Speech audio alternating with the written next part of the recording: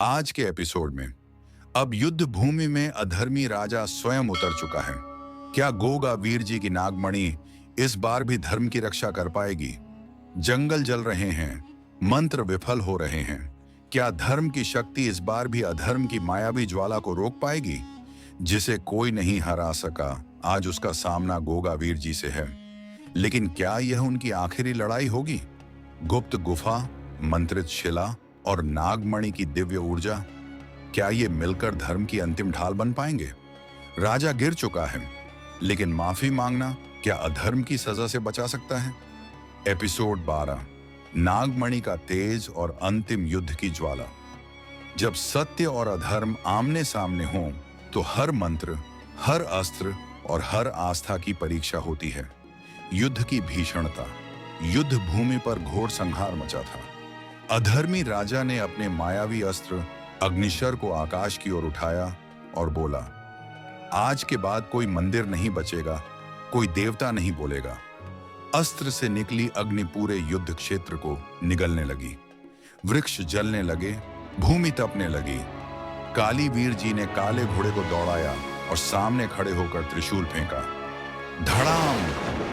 अग्निशर का प्रभाव थोड़ी देर को रुका, लेकिन फिर से आग उगलने लगा। भीरों ने अपनी गदा उठाकर एक प्राचीन शिला तोड़ी, जिससे एक गुप्त द्वार खुला। गोगा भैया, यही है वो रक्षक पत्थर जिसमें तपस्वी के मंत्र बंद हैं, भीरो चिल्लाया। गोगा वीर जी ने नागमणि को उस पत्थर पर रखा। तभी जमीन कांपने लगी और आसमान से एक तेज प्रकाश उतरा। धर्म की शक्ति प्रकट होती है। गोगा वीर जी ने गगन भेदी स्वर में मंत्रोच्चारण किया। ओम नागमणि देवाय धर्म रक्षकाय नमः। नागमणि से एक विशाल सर्पाकार प्रकाश निकलकर अधर्मी राजा की ओर बढ़ा। राजा ने अपने सभी मायावी अस्त्र एक साथ छोड़े, लेकिन उस प्रकाश में उनका कोई प्रभाव नहीं पड़ा। राजा चौंका, यह कैसा बल है? यह तो किसी ग्रंथ में नहीं लिखा गया। गोगा वीर जी ने कहा, जिस शक्ति को तुमने नकारा, उसी ने आज तुम्हारा अंत तय किया है। अधर्मी राजा का पतन। राजा ने अपनी अंतिम शक्ति कालाग्नि को चलाने की कोशिश की, लेकिन तभी काली वीर जी और भीरों ने एक साथ अपने अस्त्रों से उस शक्ति को काट डाला। गोगा वीर जी ने अपनी तलवार से राजा की माया को भेदते हुए उसे भूमि पर गिरा दिया। राजा जमीन पर पड़ा हुआ चिल्लाया, मुझे क्षमा कर दो, मुझे धर्म का अर्थ अब समझ में आया है।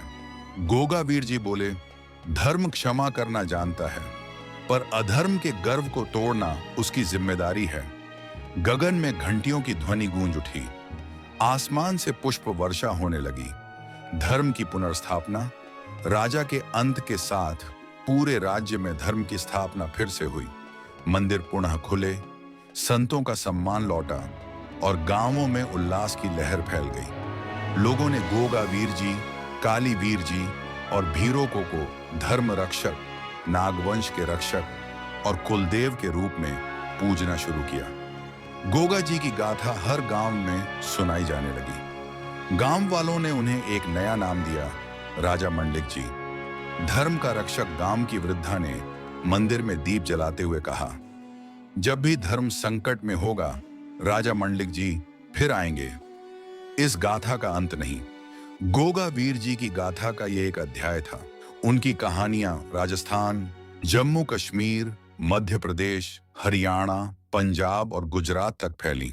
हर वर्ष गोगा नवमी को लोग श्रद्धा से उनकी पूजा करते हैं और उनका नाम आज भी अन्याय के विरुद्ध शक्ति और साहस का प्रतीक है।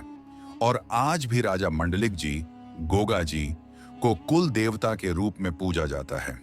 जय राजा मंडलिक जी, जय गोगा जी महाराज, जय बाबा काली वीर जी, जय भीरू बाबा जी।